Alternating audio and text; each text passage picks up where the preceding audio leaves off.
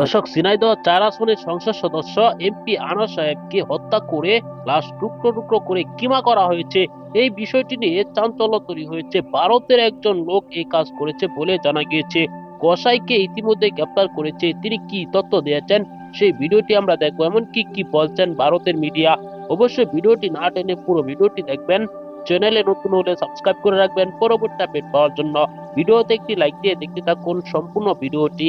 সম্মানিত দর্শক, সম্পূর্ণ ভিডিওটি দেখলেন। এই ভিডিও সম্পর্কে অবশ্যই আপনার মূল্যবান মতামত কমেন্টে জানাবেন। দর্শক, এই ঘটনা নিয়ে সারা দেশে তোলপাড় রয়েছে। একজন এমপিকে হত্যা করে তার লাশ টুকরো টুকরো করে কিমা করে জায়গায় জায়গায় ফেলে দেওয়া হয়েছে। দর্শক, এই ঘটনা থেকে সকলে অবাক হয়েছেন। একজন এমপিকে যদি এরকম ভাবে হত্যা করতে পারে তাহলে সাধারণ মানুষের কি পরিমাণ নিরাপত্তা আছে? দর্শক, এই বিষয়টি নিয়ে আপনার কি মতামত অবশ্যই জানাবেন।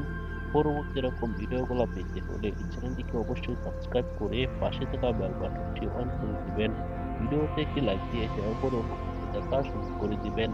এই মুহূর্তে বিদায় নিচ্ছি, দেখা হবে পরবর্তী কোনো ভিডিওতে। সে পর্যন্ত ভালো থাকুন, সুস্থ থাকুন। আসসালামু আলাইকুম ওয়া রাহমাতুল্লাহ।